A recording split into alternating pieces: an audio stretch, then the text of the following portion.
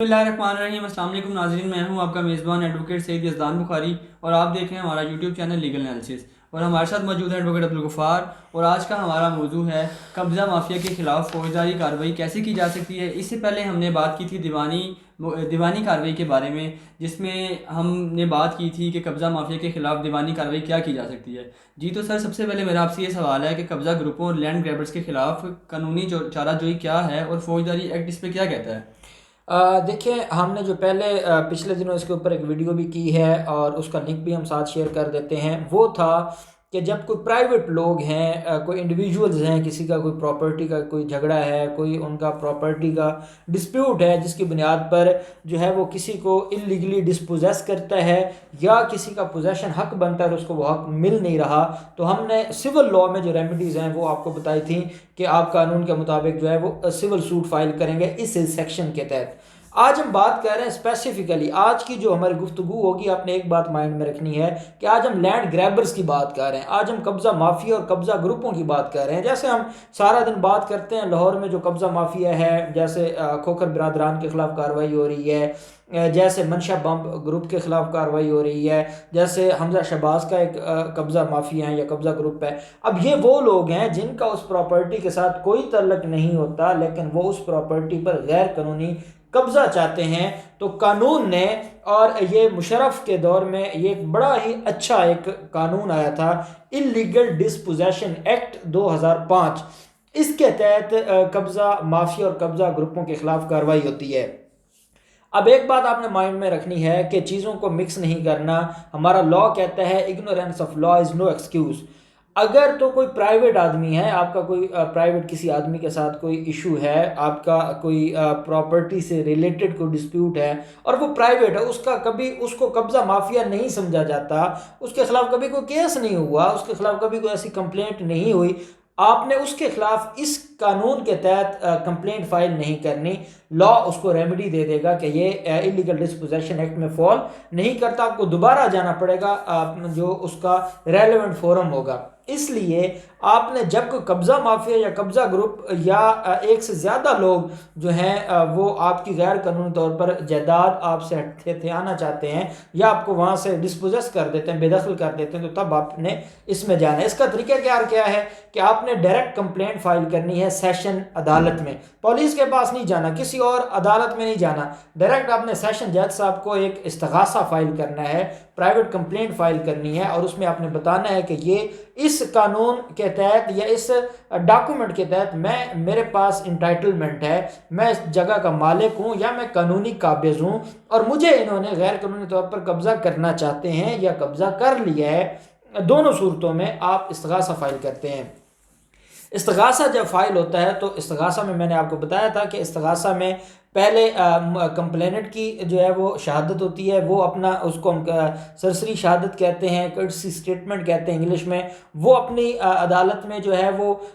بیان دیتا ہے، اور اس کے بعد اس کے گواہان کا بیان ہوتا ہے، اور پھر عدالت رپورٹ طلب کرتی ہے متعلقہ ایس ایچ او سے۔ متعلقہ ایس ایچ او اس سارے معاملے کی رپورٹ بنا کر عدالت میں سبمٹ کرواتا ہے۔ عدالت گواہوں کے بیانوں کو، عدالت ڈاکومنٹس کو، عدالت کمپلینٹ کو، عدالت پولیس کی رپورٹ کو مد نظر رکھتے ہوئے اگر یہ سمجھتی ہے کہ واقعی یہ جو کچھ ہوا ہے پرائما فیشا نظر آ رہا ہے کہ یہ انلیگل ڈسپوزیشن ایکٹ کے تحت یہ اوفینس ہوا ہے یا یہ ایکشن جو ہے وہ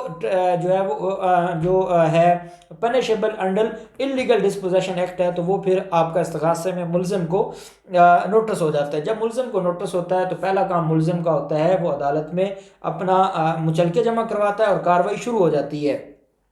اب جب انلیگل ڈسپوزیشن ایکٹ میں ہم جاتے ہیں تو دو تین چیزیں بڑی ضروری ہیں۔ اگر تو عدالت کو دوران ٹرائل کسی بھی موقع پر یہ لگتا ہے کہ یہ لوگ باز نہیں آ رہے تو عدالت ان کو گرفتار کروا سکتی ہے بیفور دی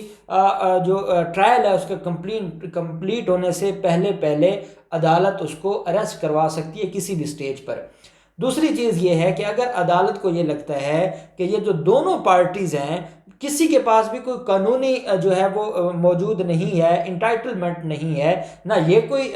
ایسا کوئی ڈاکومنٹ دکھا سکیں کہ جس کی بنیاد پر ان کے پاس جو قبضہ تھا یا جو ان کا جو اونرشپ کلیم کرتے ہیں وہ قانونی تھی، نہ دوسری پارٹی کے پاس تھی، تو عدالت اس پراپرٹی کو اٹیچ کر دیتی ہے۔ اٹیچ سے مراد یہ ہے وہ عدالت کے جو ہے وہ اور بھاگ کے سرکار وہ چیز جو ہے وہ عدالت اس کو جو ہے وہ ضبط کر لیتی ہے، اور پھر اس کا جو طریقہ کار ہے کہ اس کی دیکھ بھال پھر عدالت نمائندہ مقرر کرتی ہے، اور وہ نمائندہ جو ہے جیسے سول لاء میں ریسیور کا کنسیپٹ ہے وہ پھر ان ساری چیزوں کو دیکھتا ہے۔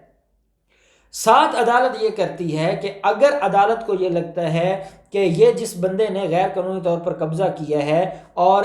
قبضہ اس نے کر لیا ہے اور قبضہ اس نے خالی نہیں کیا اور دوسرا بندہ استغاثہ میں چلا گیا ہے، اور عدالت کو کسی سٹیج پر لگتا ہے کہ اس کو قبضہ واپس دلوانا ضروری ہے، پرائما فیشا یہ پروو کر چکا ہے، ابھی ٹرائل کمپلیٹ نہیں ہوا لیکن عدالت دیکھتی ہے پرائما فیشا ظاہری طور پر جو پولیس رپورٹ ہے، جو ڈاکومنٹس ہیں، جو کمپلینٹ ہے، جو گواہوں کے بیانات ہیں، وہ ساری چیزیں دیکھنے کے بعد عدالت اس نتیجے پر پہنچتی ہے کہ ان کو پرائما فیشا اس کے حق میں کیس ہے، تو اس شخص کو وہاں سے بے دخل کر کے قبضہ بھی دلوایا جاتا ہے، یہ کیس یا ٹرائل کمپلیٹ ہونے سے پہلے۔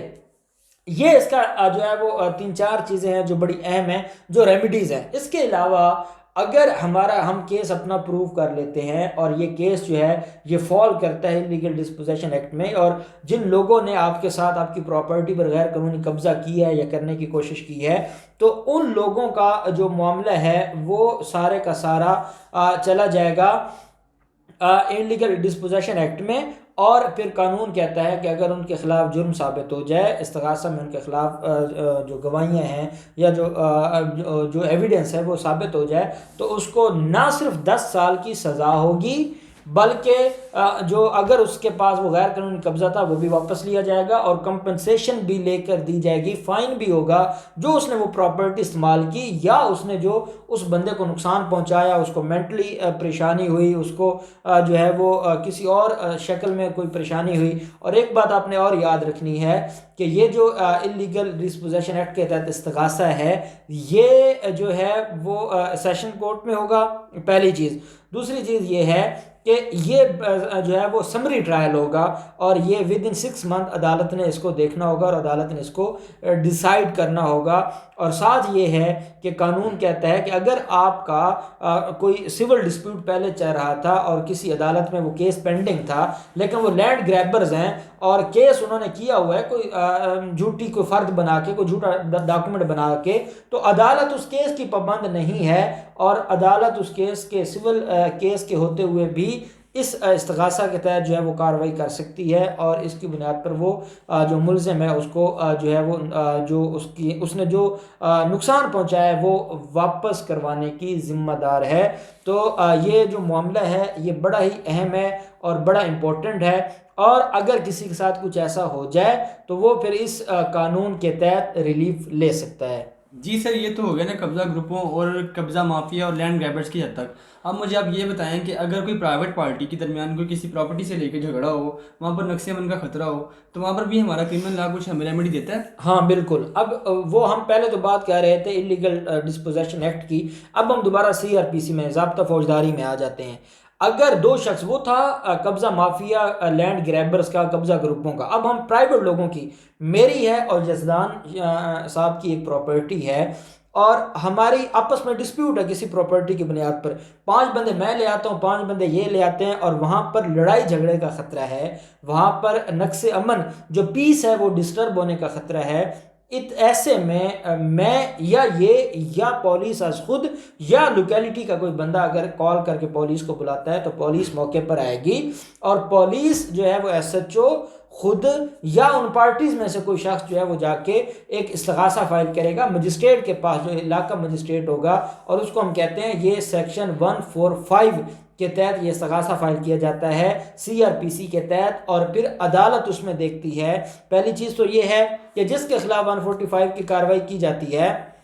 عدالت اس کی بنیاد پر جس کا امیجیٹ پوزیشن تھی، جو قانونی طور پر وہاں قابض تھا اور کسی نے اس کو وہاں سے نکالا ہے، تو عدالت فوراً اس کو کہے گی کہ یہ قبضہ اس کو واپس دیا جائے۔ اور ساتھ عدالت جو ہے اگر کوئی انٹائٹلمنٹ کا معاملہ ہوگا، اگر ان کا کوئی دوسرا بندہ کلیم کرتا ہے کہ میں مالک ہوں یا میرا کوئی قانونی حق بنتا ہے، عدالت اس کو کہے گی جائیں کورٹ آف لاء میں، سول کورٹ آف لاء میں جائیں اور وہاں جا کے آپ اپنی انٹائٹلمنٹ لیں، آپ ریکوری آف پوزیشن لیں، کچھ بھی کریں۔ لیکن یہ کوئی طریقہ نہیں ہے کہ آپ جائیں اور اس کو اٹھا کے